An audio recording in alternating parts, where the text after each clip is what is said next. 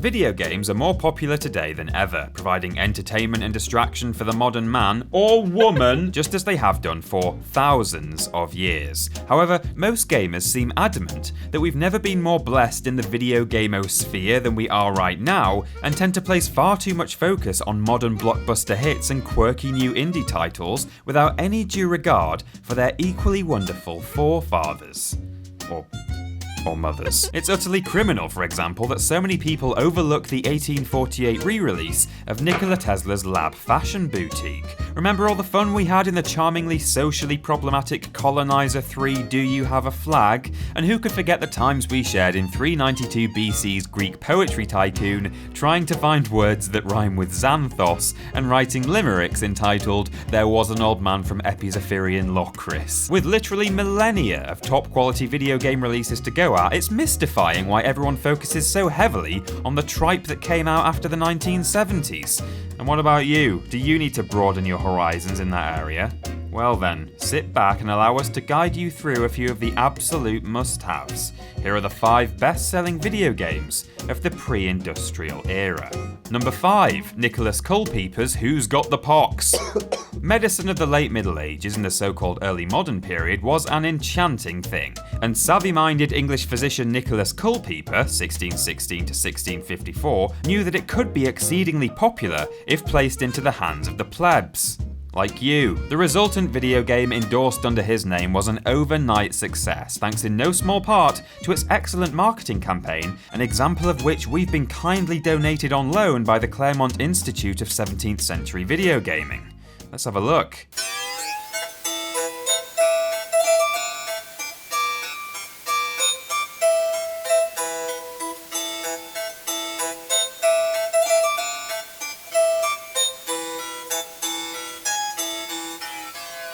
To date, the game has sold over 11.5 million copies and was cited by Bullfrog Productions as being the sole inspiration for the 1997 hit Theme Hospital. Number 4. Take That Off, Torgnir! Funded by the Danelaw Tourist Board in order to quash false stereotypes about Viking sailors, massively successful video game Take That Off, Torgnir centered around the simple but highly enjoyable premise of knocking off Torgnir's frankly ridiculous horned helmet. What are you doing, man?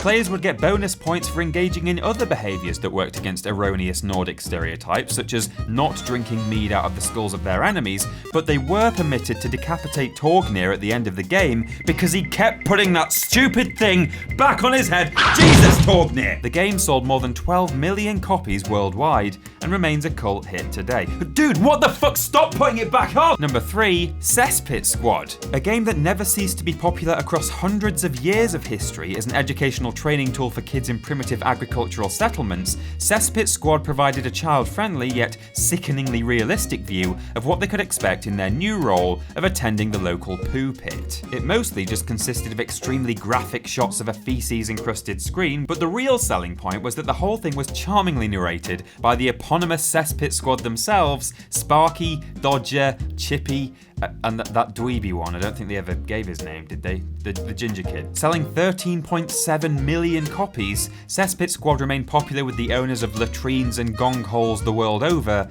for nearly 1,000 years. Number 2, Call of Duty Advanced Warfare. The Call of Duty franchise has gone from strength to strength in its long history and continues to be popular today, of course, after its reboot in 2003. However, one overlooked classic entry in the series is the original 1462 edition of Call of Duty Advanced Warfare. Featuring crazy seafaring weaponry conceived by some of the greatest minds in science fiction at the time, including flintlock pistols, howitzer cannons, and caltrop projectiles, the game allowed players to get a mind-blowing idea of what naval warfare could be like in over 100 years' time. Incidentally, this game owes a huge chunk of its 14 million sales to what was, for the time, an excellent policy for piracy protection, in that all boxes contained inserts featuring the dreaded Black Spot.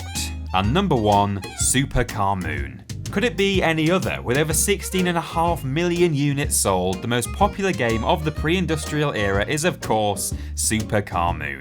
Though originally developed in 1323 BC, Supercar Moon has since been ported to multiple platforms over the past 3,000 years, including in 1704 when a remastered version was released as a launch title for the cutting-edge home console, Crispin and Trilligator's Gaiety Funbox. The game puts players in the shoes of the deceased man-god himself, Tutankhamun Hekayunashima, in his cobra form, as his screaming spirit transcends the material plane, riding astride his headless blood sphinx to the heart of Osiris's Amenthean underworld, drowning the earth in the cleansing firewater of the Black Nile under the ever-watchful eye of Horus. Then once the opening cutscene is over, you get to play some really gnarly pinball, so, you know, it's sold pretty well.